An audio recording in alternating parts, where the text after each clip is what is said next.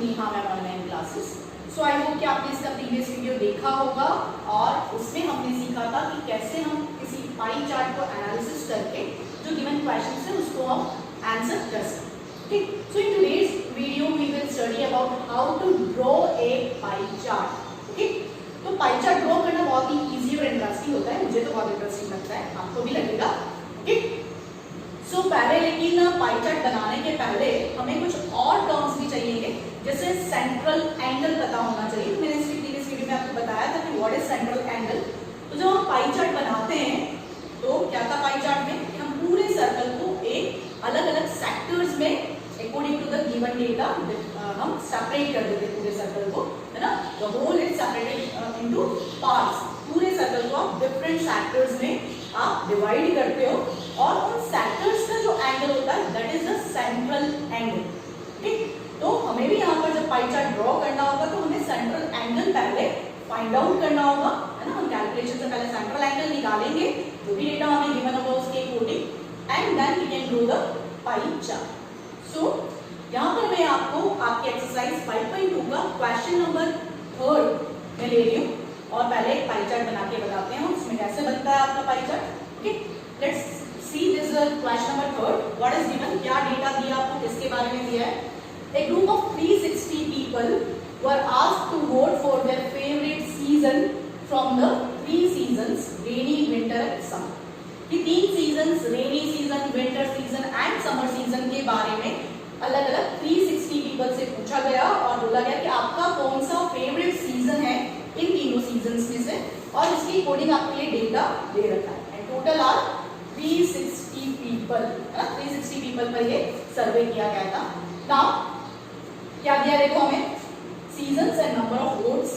Number of votes इसके according है कि किनका समर सीजन बहुत फेवरेट है, दैट आर 90 पीपल। 360 में से 90 पीपल ऐसे हैं जिन्होंने वोट किया है कि हमें समर सीजन जो है वो फेवरेट लगता है। In the same way rainy season 120 लोगों का फेवरेट है and winter season is favourite for 150 people. और इसका अगर हम टोटल भी करें तो देखो आपके पास आ जाएगा ये 360, क्योंकि 360 पीपल का ये डेटा है। So we have to find it here fractions of each this term, कि हमें समर सीजन का भी फ्रैक्शन निकालना है, रेनी सीजन का भी और विंटर सीजन का भी। So the fraction what we have to do कि हमें देखना है कि टोटल कितना था हमारे पास 360। सो हियर 90 अपॉन 360, 360 में से 90 पीपल को समर सीजन पसंद है, तो फ्रैक्शन हो गया हमारे पास 360 अपॉन 90। सिमिलरली हम दूसरे भी लिखें तो this is 120 upon 360 and similarly this is 150 upon 360। तो ये आपके पास सारे फ्रैक्शंस आए। इन्हें हम these फॉर्म में भी कर सकते हैं और डायरेक्टली भी यूज कर सकते हैं फॉर फाइंडिंग सेंट्रल एंगल।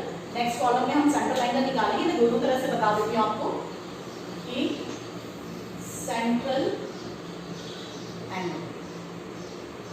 अब अगर हम इसे लीस्ट फॉर्म में कट करें सारे फ्रैक्शंस को, what you get here, this gate cancelled and 9 1s are 9, 9 4s are 36। So the fraction of summer season is 1/4, and here also this get cancelled, this is 1 time and this is 3 times, so you get 1/3 fraction। and similarly here it is this get cancelled, और अगर इसको हम 3 की table से cut करें तो this is 5 times and this is 12 times, you get 5/12। तो ये हमारे पास सारे फ्रैक्शंस आ गए। नाउ इन फ्रैक्शंस से हम क्या करेंगे, सेंट्रल एंगल निकालेंगे। अब सेंट्रल एंगल क्या था हमारे पास, सेक्टर का एंगल। अब देखो सेक्टर का भी एंगल क्या है, पूरे सर्कल का जो कंप्लीट एंगल होता है दैट इज 360 डिग्री, उसको हमने अलग अलग पार्ट्स में डिवाइड किया तो हमारे पास सेंट्रल एंगल आ जाए। अब कितने पार्ट्स में, किस फॉर्म में, किस फ्रैक्शन में उस सेंट्रल एंगल को हम कंप्लीट एंगल को डिवाइड करें, वो हमें ये फ्रैक्शन बताए कि समर सीजन का फ्रैक्शन 1/4 है, यानी कि पूरा कंप्लीट एंगल जो है 360 डिग्री, उसको भी हम 1/4 पार्ट जो है समर के लिए उसका सेक्टर एंगल बनाएंगे। सो यहाँ पर जो आपके पास फ्रैक्शन आया है उसको अगर हम 360 से मल्टीप्लाई कर दें then you will get its central angle. So simply क्या आ गया हमारे पास 90 degrees. And the same way सब में आपको सेम करना है कि हमारा जो फ्रैक्शन आया है उसको हम 360 से मल्टीप्लाई करें, then you will get here 120 degrees. And and the last render is 5/12 fraction and into 360, that means this get cancelled by 12 and 12 की टेबल से हमने कट किया. Now 5 into 30 is 150 degrees. तो देखो आपके पास ये सारे सेंट्रल एंगल्स आ गए और अगर हम इसका सम करें सारे एंगल का तो आपके पास 360 डिग्री भी आ जाएगा जो कि हमारा कंप्लीट एंगल है. ओके, अब देखो यहाँ पर एक चीज और भी है. कुछ स्टूडेंट सोचते हैं कि यहाँ पर जो लिखा है वही मैम ने यहाँ लिख दिया है. ये सिर्फ इस क्वेश्चन में ऐसा हुआ है क्योंकि हमारे पास यहाँ टोटल भी 360 था और जो हमारा कंप्लीट एंगल है वो भी 360 डिग्रीज होता है. इसलिए ये डेटा आपके पास सारा सेम आ गया. जो हमारे पास नंबर ऑफ पीपल्स थे वही हमारे पास यहाँ पर सेंट्रल एंगल की वैल्यू आ गई. लेकिन ऐसा हर क्वेश्चन में नहीं होगा. आपको प्रॉपर्ली फाइंड आउट करना होगा by finding fraction angle then central angle. Okay, now एक चीज और मुझे बतानी है कि यहाँ पर हम ये जो फ्रैक्शन को सिंपलेस्ट फॉर्म में किया है वो नहीं करें तो भी कभी कभी बहुत इजीली आंसर आपको मिलता है. जैसे सपोज कि मैं यहाँ पर डायरेक्टली फ्रैक्शन के लिए मैं 90/360, दिस 120/360, दिस 150/360, है ना. इसे मैं सिंपलेस्ट फॉर्म में नहीं रख रही हूँ, ऐसे कैसे रहने दे. और फिर जब हम यहाँ पर करेंगे तो आपके लिए इजी हो सकता है जब हमारे पास देखो ये फ्रैक्शन लिखा हमने और कंप्लीट एंगल इज 360 डिग्री तो ये डायरेक्टली कट गया. यू विल गेट 90 डिग्री, है ना. तो जब भी हमारे पास जो टोटल वाला टर्म है वो अगर हमारा 360 से कुछ रिलेट कर रहा है ना, और सब में हमारे पास क्या होगा, ये वाली वैल्यू डिनोमिनेटर वाली वैल्यू और ये वाली वैल्यू आपके पास कॉमन मिलेगी सारे पार्ट्स में. सिर्फ ये वैल्यूज चेंज होगी. तो इट्स बेटर कि हम डायरेक्ट इसको फ्रैक्शन में ना निकालें, सिंपलेस्ट फॉर्म में ना निकालें और डायरेक्टली यूज करें तो जल्दी जल्दी आंसर मिलेंगे आपको. जस्ट लाइक यहाँ पर भी देखें हम कि दिस 360 आपका कट गया, आपका 120 degree. Here also this 150/360 into 360 degree, this also get cancelled and you get 150 degrees. और इनका टोटल हमारे पास 360 डिग्री हमेशा होगा. यहाँ टोटल करने की जरूरत नहीं है, आप इजीली चेक करके भी देख सकते हो, है ना. Now by using this central angles now we have to draw this pie chart. Okay, अब मैंने यहाँ पे कुछ क्वेश्चंस भी पूछे थे, मैंने डायरेक्टली स्टार्ट कर दिया पाई चार्ट के अकॉर्डिंग ये बोला बताना आपको, है ना. अब क्वेश्चंस क्या पूछे थे देखो, which season got the most votes. तो हम डायरेक्ट जो क्वेश्चन में आपको दे रखे थे डेटा उससे हम डायरेक्टली पता कर सकते हैं कि which season got the most vote. तो इसमें सबसे ज्यादा वोट है विंटर. फर्स्ट का आपका आंसर आ गया कि विंटर सीजन को बहुत ज्यादा वोट मिले थे. Then find the central angle for each sector. हमने ये कॉलम निकाला, यहीं पे हमारा ये सेकंड पार्ट कंप्लीट हुआ. And for the third part now draw a pie chart. ठीक, तो हो सकता है एग्जाम में आपको फर्स्ट सेकंड पार्ट नहीं पूछे, डायरेक्टली आपको बोला जाए कि draw a pie chart. Then also we have to draw this table, है ना, कि फ्रैक्शन निकालना है हमें सेंट्रल एंगल का. ओके, तो यहाँ तक आपको कंप्लीट समझ में आ गया कि कैसे हम सेंट्रल एंगल फाइंड आउट कर रहे हैं. Now we are drawing this pie chart. कैसे ड्रॉ कर रहे हैं, let's see. Now for drawing pie chart, as you know that कि पाई चार्ट आपका सर्कल में बनता है, तो we have to first draw a circle of any radius. आप कोई भी रेडियस का सर्कल बना सकते हो, है ना. तो हमने सबसे फर्स्ट मैं थोड़ा सा बड़ा बना रही हूँ ताकि आपको इजीली विजिबल रहे. ओके, ये मेरा सर्कल हो गया. Now here's my this centre. Okay, और मैं इसको ओ मार्क कर लेती हूँ सपोज ताकि हमें पता चले. नाउ सबसे फर्स्ट अब हमें क्या करना है कि सेक्टर्स ड्रॉ करने हैं. और हमें पता है कि सेक्टर्स क्या होता है, दो रेडियस और आर्क के बीच का रीजन, है ना. तो हमें सबसे फर्स्ट यहाँ पर एक रेडियस बनानी पड़ेगी. तो आप किसी भी डायरेक्शन में रेडियस बना सकते हो, आइदर ऐसे में रेडियस बनाऊँ या फिर मैं ऐसे रेडियस बनाऊँ, है ना.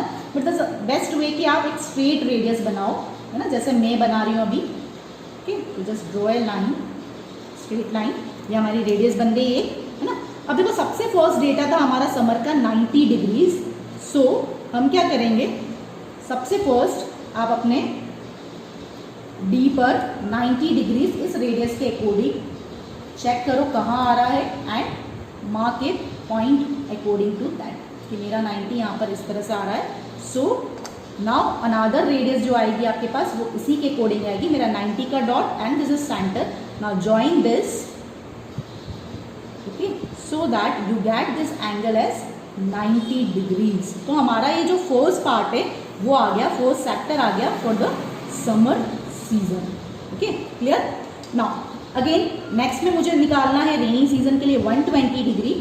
ना अब जैसे हमने सबसे फर्स्ट में ये बेसिक रेडियस यूज करी थी, अब मैं इस रेडियस को यूज करूंगी जो मैंने 90 डिग्री के अकॉर्डिंग अभी बनाई थी, है ना।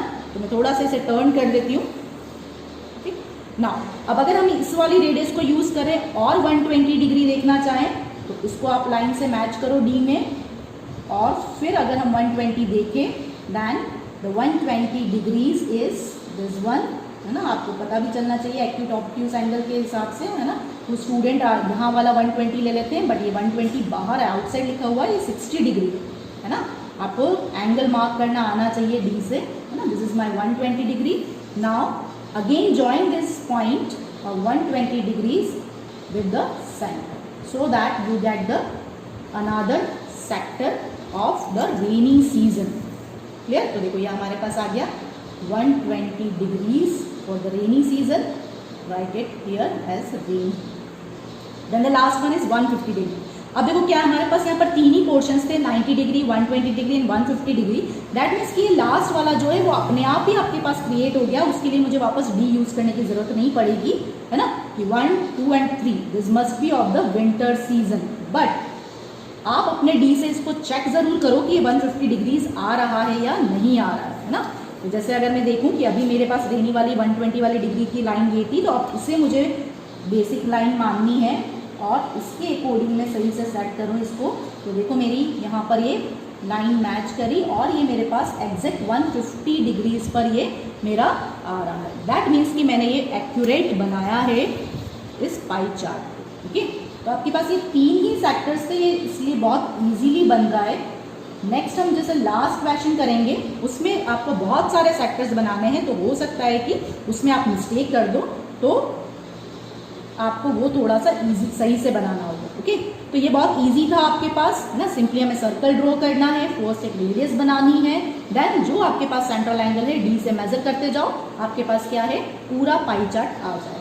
अब अगर इसे और आपको ब्यूटीफाई करना है तो आप सिंपली यहाँ पर जो अलग अलग सेक्टर्स हैं उनको अलग अलग कलर से यहाँ पर आप शेड कर सकते हो, तो ये बहुत ही अच्छा सुंदर सा आपका पाई चार्ट देगा। ओके, सो आपने देखा कैसे हमने सेंट्रल एंगल यूज करके पाई चार्ट ड्रॉ किया, है ना। और आपको बस ध्यान ये रखना है कि हमारे पास जितने भी एंगल्स हम बना रहे हैं उसमें सेक्टर्स बना रहे हैं सेंट्रल एंगल यूज करके, पूरा कंप्लीट 360 मतलब पूरा सर्कल कवर हो जाना चाहिए। ओके, नाउ क्वेश्चन नंबर 4 जो है वो सेम इसी तरह से है और इजी है, क्योंकि उसमें भी टोटल आपको जो दे रखा है डेटा का टोटल जो दिया है that is 36, so that is an easy question, you can do yourself. I am taking next question as in question number 5. क्या दिया है क्वेश्चन नंबर 5 में? The number of students in a hostel speaking different languages is given below. एक hostel में अलग अलग languages बोलने वाले जो स्टूडेंट्स हैं उनके अकॉर्डिंग ये डेटा आपको गिवन है and you have to draw a pie chart using this data. Okay, now the languages are given and number of students are given. Hindi language बोलने वाले उस हॉस्टल में कितने स्टूडेंट्स हैं? 40। इंग्लिश स्पीकिंग जो है वो 12 है, मराठी 9 है, तमिल 7 है एंड बंगाली जो है वो 4 है and the total students are 72। देखो क्वेश्चन में लिख के नहीं दिया बट यहाँ पर आपको टोटल करके दे रखा है, जहाँ टेबल दिया आपको कि the total students are 72 students. Now the same way जैसे अभी हमने इसके पहले क्वेश्चन में किया कि हमें सबसे फर्स्ट फ्रैक्शन निकालना है। Okay, so we have to find fraction, then we have to find central angle. और ये सेंट्रल एंगल जो है वही आपका यूज में आएगा, है ना। तो सेंट्रल एंगल में कोई आपका मिस्टेक नहीं होनी चाहिए, तो फ्रैक्शन आप सही से निकालो, सेंट्रल एंगल जो है उसकी कैलकुलेशन भी सही से। अब देखो यहाँ पे क्या है, सबसे फर्स्ट फ्रैक्शन मतलब कि टोटल में से कितना पार्ट हिंदी का है, तो 40 है आपके पास स्टूडेंट्स 72 में से, सो द फ्रैक्शन इज 40/72। ठीक, अब जैसा कि मैं आपको पहले वाले क्वेश्चन में बता रही थी कि अगर हम इसे लीस्ट फॉर्म में ना करें then it will be more easier sometimes. यहाँ पर भी ऐसे ही है कि अगर मैं इसमें फ्रैक्शन में करूँ तो जैसे देखो इंग्लिश में भी देखें हम तो 72, 9/72, 7/72 एंड दिस इज 4/72। तो सबके आपके पास डिफरेंट फ्रैक्शंस आ गए and using this fractions we have to find the central angle कैसे निकाला था हमने 40/72 जो फ्रैक्शन है वो दैट इनटू 360 डिग्रीज ना, जो कंप्लीट एंगल है आपको 360 डिग्री का होता है, इसलिए आप इनटू कर रहे हैं 360 डिग्रीज। नाउ सिंपली अगर हम देखें कि 72 और 360 को कट करें तो this will be 5 times and 40 into 5 is 200 degrees. तो आपका ये हिंदी लैंग्वेज के लिए सेंट्रल एंगल आ गया 200 डिग्रीज। सिमिलरली इंग्लिश के लिए देखें हम 12/72 into 360 है ना। तो जब अगर हम यहाँ कट करते तो हमारे पास हर जगह अलग तरीके से हमें सोचना पड़ता कि 40 और 72 कैसे कटेगा, 12 और 72 कैसे कटेगा, 9 और 72 किस टेबल से कटेंगे, है ना। बट यहाँ पर अगर हमें डायरेक्टली यूज कर रहे हैं उस फ्रैक्शन को विदाउट सिंपलेस्ट फॉर्म में निकाले तो क्या हो रहा है, देखो 72 360 72 360 हर कॉलम में आपके पास यही फॉर्म में नंबर होंगे। तो मैं इजीली जब मैंने यहाँ सोच लिया कि 72 5 360 होता है तो आप डायरेक्टली ऐसे करते जाओगे तो बहुत इजीली और जल्दी आपका एक फ्रैक्शन कंप्लीट हो जाएगा। Okay, now 12 into 5 is 60 degrees. Similarly 9/72 is 72 into 360. Again देखो सिंपली आपके पास आ गया ये 9 5 45 degrees. Then again for the Tamil 7/72 into 360. Again this will get cancelled and you get 35 degree angle and 4/72 into 360 is again 5 से 5 आ गया आपके पास and 4 5 is 20 और एक बार just इसको अगर हम सम करके देखें तो this will be total 360 degree क्योंकि सर्कल में हमारे पास पूरा क्या होता है 360 डिग्री होता है। ठीक है, तो देखो ये ऐसे शॉर्टकट है ना। यहाँ पर अगर हम फ्रैक्शंस निकाल देंगे सिंपलेस्ट फॉर्म में तो ऐसा नहीं कि आपकी मिस्टेक हो जाएगी, वो भी आपका पास सही आंसर ही देगा, बट वही है कि टाइम थोड़ा सा ज्यादा लगता है। कभी कभी कुछ स्टूडेंट्स फ्रैक्शन को सिंपलेस्ट फॉर्म में निकालने में भी मिस्टेक कर देते हैं। क्लियर, इसकी हेल्प से हम इसका पाई चार्ट ड्रॉ करें। Now for drawing pie chart for the question number 5 again we have to draw a circle of any radius, कितनी भी रेडियस का आप सर्कल ड्रॉ कर सकते हो, है ना। अब आप सर्कल ड्रॉ करके मैं यहाँ थोड़ा सा बड़ा बना रही हूँ, इतना बड़ा बनाने की ज़रूरत नहीं है ना, बड़ा से इसलिए बना रही हूँ ताकि आपको इजीली विजिबल रहे। Now my centre is this. Okay, now with this centre draw a first radius, और जैसा कि मैंने पहले भी कहा आप कैसी भी रेडियस बना सकते हो, बट मैं यहाँ इस तरह से ही रेडियस बनाते हैं तो थोड़ा कन्वीनियंट रहता है। Okay, now for Hindi we have 200 degrees angle, और अब आप सोच रहे होंगे कि हम डी से कैसे 200 डिग्रीज एंगल बनाएं, तो सिंपली कुछ नहीं है ये कि हम मैक्सिमम डी से कितना एंगल बना सकते हैं, टोटल दिस 180 डिग्री बना सकते हैं, और 180 में अगर आप +20 और कर लोगे तो क्या हो जाएगा, हमारे पास 200 डिग्रीज आ जाएगा। तो सिंपली अगर मैं यहाँ से डी ना भी यूज़ करूँ तो भी हमें पता है कि अगर मैं एक स्ट्रेट लाइन बनाऊंगी तो that will be A 180 degrees. Okay, और मैं थोड़ी सी स्लाइट डॉट डॉट में लाइन बना रही हूँ क्योंकि मुझे 180 नहीं चाहिए, एक्चुअल में मुझे चाहिए 200 डिग्रीज। ओके, देन अब इस जो 180 वाली लाइन आई है, देखो मैं यहाँ से स्टार्ट कर रही थी, है ना, इसलिए मैंने थोड़ा टर्न किया, दैट मीन्स यहाँ से मुझे एक्स्ट्रा 20 डिग्रीज चाहिए। तो यहाँ से मैंने बेसिक लाइन मैच करी और 20 डिग्री पर मैंने मार्क किया। Then if we join this point of 20 degrees with the centre you will get this total 200 degrees, है ना। तो हमारा ये सेंटर था और यहाँ से लेकर पूरा यहाँ तक जो है दैट इज 200 डिग्रीज। आप चाहो तो इस वाली रेडियस को मिटा भी सकते हो, और नहीं तो कोई बात नहीं, आप जब शेड करोगे तब उसमें वो आ जाएगा। Okay, then the next one is 60 degree for the English, है ना। तो मैंने क्या कहा था, जो आपकी नई रेडियस है वहाँ से आपको बेस लाइन माननी है। देखो हमारी नई रेडियस कौन सी है, ये वाली मेरी नई रेडियस है, मैं यहाँ से घूम कर यहाँ तक आई हूँ, तो यहाँ पर मुझे बेस लाइन इसको मानकर और 60 डिग्रीज जो है वो आपको बनाना है। ठीक है, दिस मैच की हमने बेस लाइन और यहाँ से 60 degree, that means this one. So draw radius bye joining this point of 60 degrees and the centre. तो हमारे पास ये आ गया 60 degree which is of English. ठीक है, वापस, और ये हमारे पास जो था 200 degrees that is for the Hindi, आप हिंदी लिख देना यहाँ पर। देन अगेन वापस जो न्यू रेडियस है आपके पास, वहाँ से हमें नेक्स्ट मराठी का करना है, तो वो क्या है आपके पास 45 डिग्रीज। सो बेस लाइन पर मैच करो आप and just make a point of 45 degrees. So here it is 45 degrees. Again join this. Same process आपको सारे में complete करते जाना है.